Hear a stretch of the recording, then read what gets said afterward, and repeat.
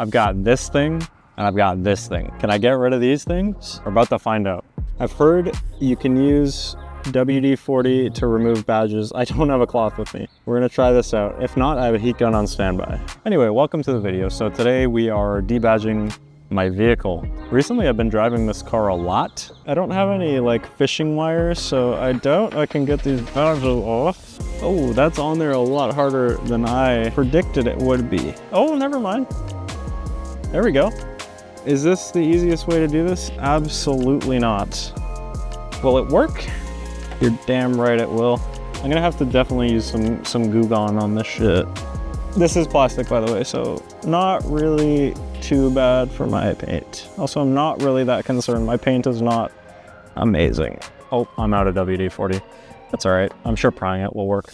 I needed some sharper tools that can actually get under the badges. There we go. Yep. Yep.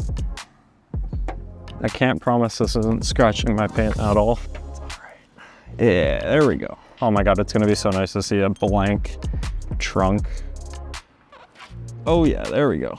I like how like when you just lift it, it all of a sudden just lets go basically. Yeah, so there's some shit. There's definitely some crusty stuff under there, but I'll work on that with some Goo Gone. This is the guy she told you not to worry about. See if this does anything. I don't know. It's usually quite effective, so let that sit for a while.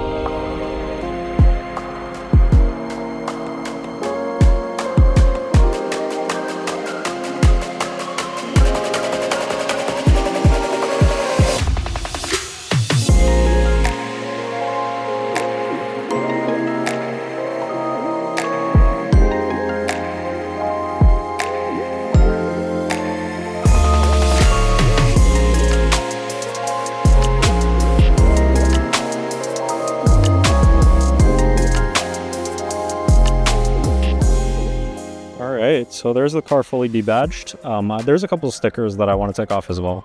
As you can see, that turbo snail thing. I'm not a huge fan of that either. The badges are pretty much gone. I do need to cut and polish the car, at least just the trunk. It's definitely like clear coat. So if you run your fingers along it, there's like a clear ledge basically where it was. So all the adhesive is pretty much gone, but if I polished it, it would pretty much get rid of it. Yeah, once I do that, I will film it. All right.